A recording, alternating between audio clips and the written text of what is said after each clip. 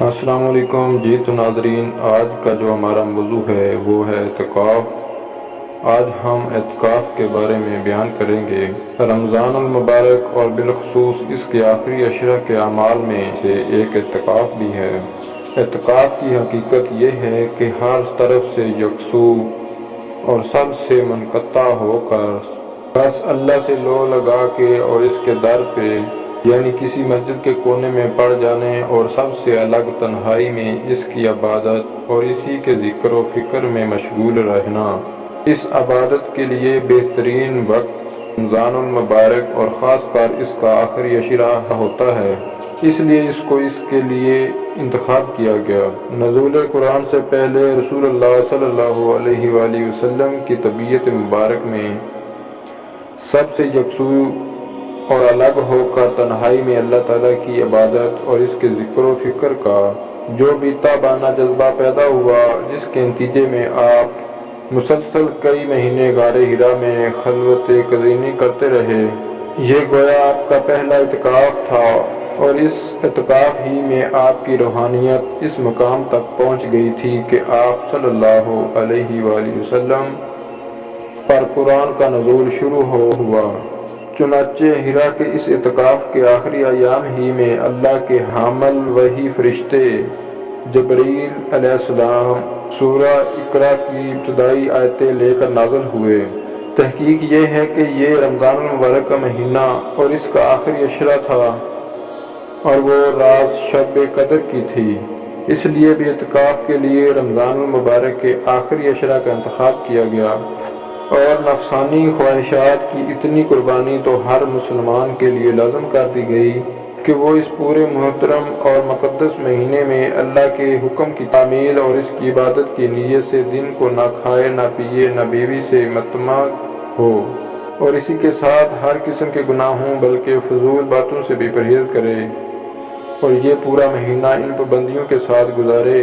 یہ تو رمضان مبارک میں روحانی تربیت و تزکیہ کا عوامی اور کمپلسری کورس مقرر کیا گیا اور اس سے آگے تعلق باللہ میں ترقی اور ملا اعلیٰ سے خصوصی مناسبت پیدا کرنے کے لیے اعتکاف رکھا گیا۔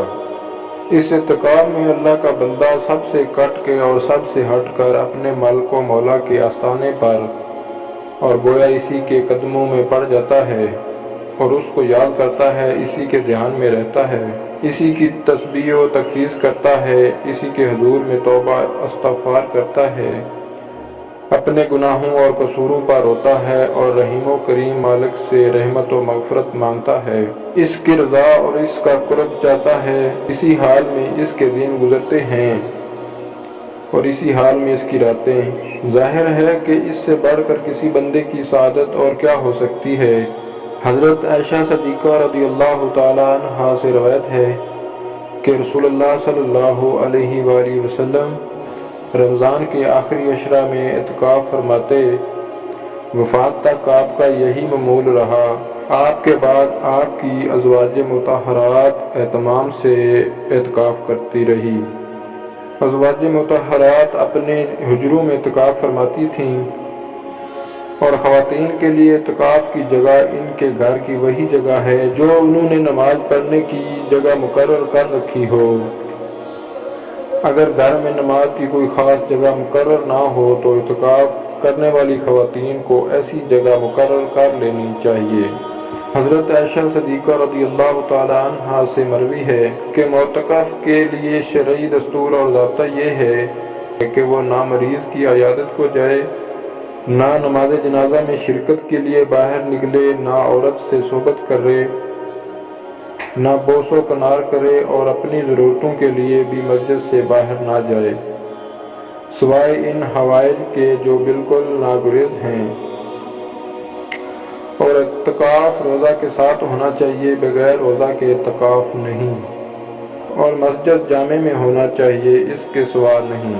حضرت عائشہ صدیقہ رضی اللہ تعالی عنہا کی اس حدیث میں اعتکاف کے جو مسائل بیان کیے گئے ہیں وہ نبوی ہدایات ہی کے حکم میں ہیں۔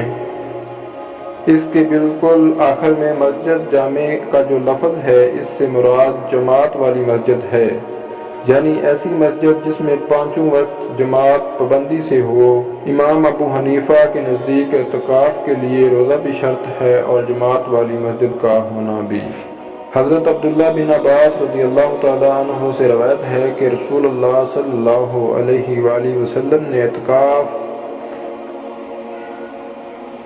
کرنے والے کے بارے میں فرمایا کہ وہ اعتکاف کی وجہ سے مسجد میں مقید ہو جانے کی وجہ سے گناہوں سے بچا رہتا ہے اور اس کا نیکیوں کا حساب ساری نیکیاں کرنے والے بندے کی طرف جاری رہتا ہے اور نامہ اعمال میں لکھا جاتا رہتا ہے۔ جب بندہ اعتکاف کی نیت سے اپنے کو مسجد میں مقید کر دیتا ہے تو اگرچہ وہ عبادت اور ذکر و تلاوت وغیرہ کے راستہ سے اپنی نیکیوں میں خوب اضافہ کرتا ہے، لیکن بعض بہت بڑی نیکیوں سے وہ مجبور بھی ہو جاتا ہے۔ مثلاً وہ بیماروں کی عیادت اور خدمت نہیں کر سکتا، کسی میت کو غسل نہیں دے سکتا، جو اگر ثواب کے لیے اور اخلاص کے ساتھ ہو تو بہت بڑے اجر کا کام ہے۔ اسی طرح نماز جنازہ کی شرکت کے لیے نہیں نکل سکتا، میت کے ساتھ قبرستان نہیں جا سکتا، جس کے ایک ایک قدم پر گناہ معاف ہوتے ہیں اور نیکیاں لکھی جاتی ہیں۔ لیکن اس حدیث میں اعتکاف والے کو بشارت سنائی گئی ہے کہ اس کے حساب اور اس کی صحیفہ اعمال میں